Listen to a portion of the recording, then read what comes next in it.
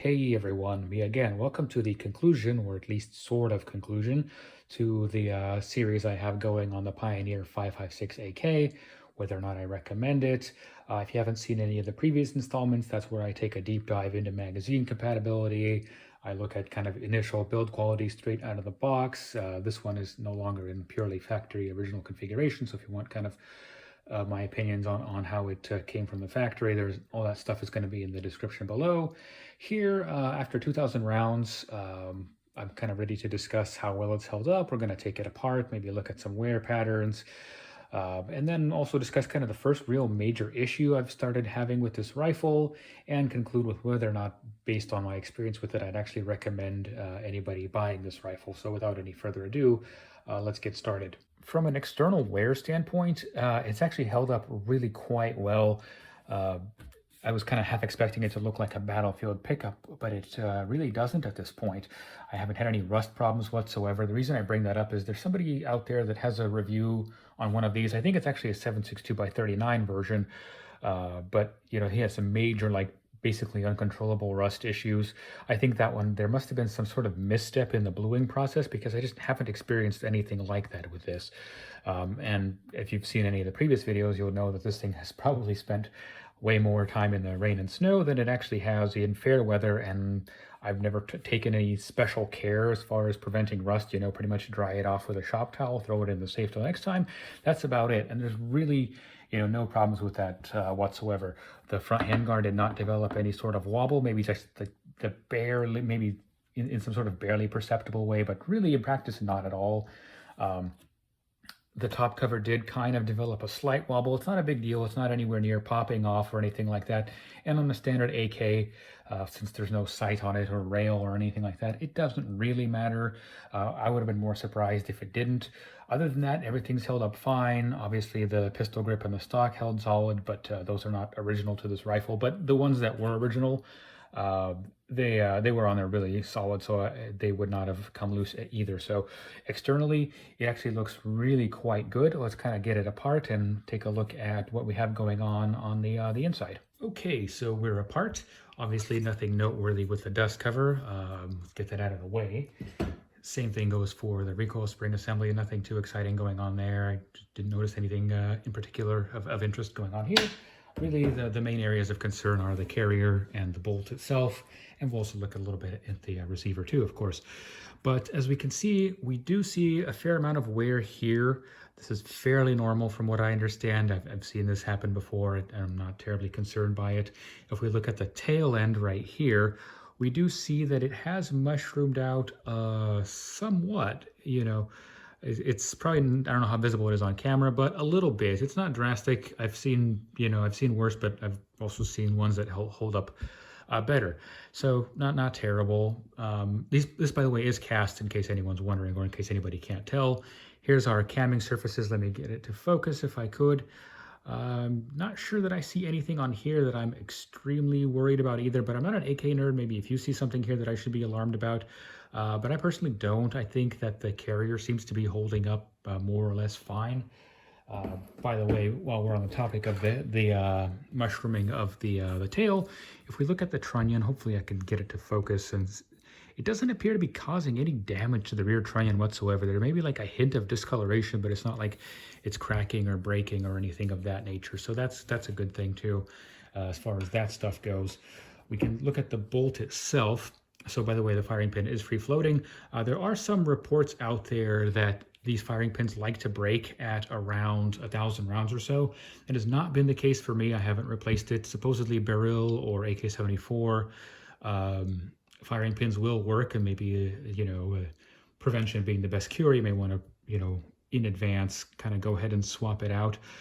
As far as the wear patterns here, again, I'm not an AK nerd, but I don't see anything obscenely alarming, and nothing has cracked or broken. You can kind of let me know if you see something on here that I should be scared of, but I personally don't. I have rechecked headspace. It's still holding just fine without really any issue in that regard. So that hasn't changed. So it isn't quite splitting at the seams, at least I don't think so. And then if we look inside the receiver, Again, nothing too exciting or interesting going on here. We do see some wear kind of on the surface of the hammer where the carrier rides past it. I don't see any other kind of excessive wear or dangerous stuff going on. So it seems to be holding up condition-wise really quite well. One might be wondering then, what exactly is this issue? Hopefully I've mentioned it by now, but in any case, why is it that I'm kind of hesitant to even recommend it? Basically, what went wrong if everything seems to be holding up just fine? So what started happening right around maybe the 1200 round mark is that I started experiencing consistent failures to extract. Basically what would happen is, and I'll roll in some footage as to what that looked like, but the round would go off, the carrier would, travel far back enough to pick up the next round, but the spent case would still be in the chamber. Usually it would extract without too much trouble as far as like, you just cycle the action and it flies right out. It would happen with pretty much every single ammo that I've tried, even the ones that I ran successfully without trouble before. 5.56, 223, brass case, steel case, 62 grain, 55 grain, pretty all of it. Whether it's from PPU or Winchester or PMC or Wolf or any of it. It doesn't seem like changing ammo really seemed to help. At one point I scrubbed out the chamber and the bore in case, maybe it got really, really fouled up, which you wouldn't want in an AK, for that to be a problem, that is. But it didn't really seem to help. Sometimes it would be as often as, say, 5 times per magazine this issue would crop up, sometimes maybe only once per magazine. But basically, it's been, in several hundred rounds, I've not been able to get through a single magazine without it happening at least once. So I don't know if the, extractor wore out or something like that, which shouldn't really be the case. They say that can happen with steel case ammo, but again, this is an AK. But secondly, also, out of the 2,000 rounds or so I fired, 500 of that was steel case, so it really shouldn't have been a problem. I don't know if I should bother reaching out to the manufacturer about it, or maybe I should, start throwing some parts at it or something like that. But of course, this makes it such that I really can't recommend this gun on that basis.